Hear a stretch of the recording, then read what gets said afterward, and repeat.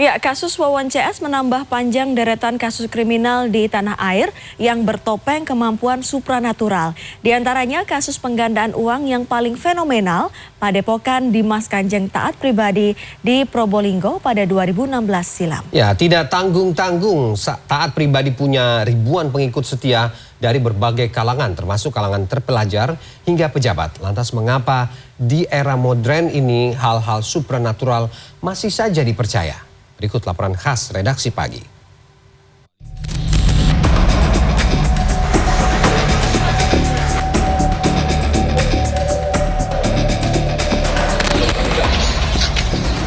Kasus pembunuhan berantai di Bantar Gebang, Kota Bekasi, Jawa Barat, Wawan CS, menggegerkan publik plus 62.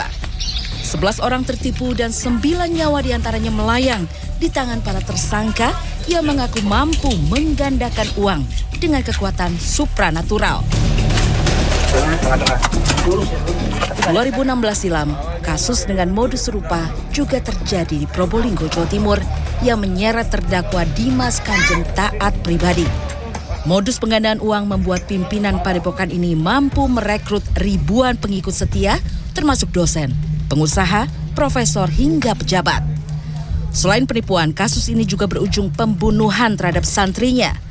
Taat Pribadi kini dibui 18 tahun penjara.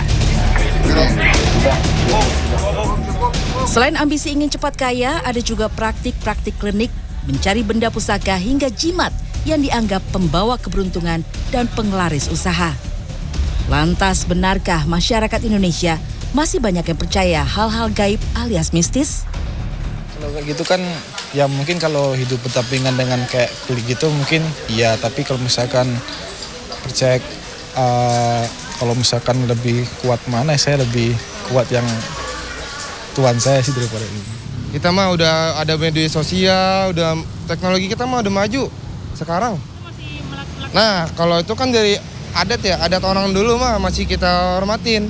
Enggak, udah nggak percaya. Cuman kalau lihat-lihat di aplikasi-aplikasi gitu antara percaya sama nggak percaya sih sebenarnya. Kayak nyata aja Mbak kalau misalkan lihat aslinya dengan orang cerita. Cuman aku belum pernah lihat sebelumnya sih kalau yang kayak gitu. Itu mah masing-masing aja lah. Kebanyakan masyarakat memang mengaku tidak percaya dengan praktik-praktik klinik ini. Namun keberadaan salah satu pasar di bilangan Jakarta Timur menjadi salah satu bukti praktik klinik masih diminati. Di antara pedagang barang bekas di pasar ini ada toko yang menjual barang-barang pusaka yang katanya biasa dicari sebagai media untuk hal-hal klinik. Agus Buniman mengaku barang-barang di toko antiknya ini biasa ia dapatkan dari orang yang membongkar rumah. Sesekali ada 1-2 benda terikut yang menurutnya adalah jimat dari pemilik sebelumnya. Setidaknya seminggu sekali ada saja orang yang mendatangi tokonya karena diperintah dukun yang dipercaya si pembeli. Mulai dari masyarakat biasa hingga para pejabat. Biasanya Budiman akan mematok harga tinggi bagi para pembeli yang mencari barang dengan detail yang spesifik. Termahal, Budiman pernah menjual barang yang dianggap jimat dengan harga 27 juta rupiah. Jadi rata-rata sih kalau pejabat itu kayak taring harimau, terus kayak kitab-kitab yang emang notabene itu buat salah satu syarat untuk mereka melanggengkan posisinya. Masih di kawasan Jakarta Timur ada satu pasar modern yang di satu lantainya hampir semua pedagang khusus menjajakan barang-barang antik. Mulai dari keris, ornamen-ornamen, patung, minyak, dompet, dan gantungan kunci yang memiliki tulisan-tulisan.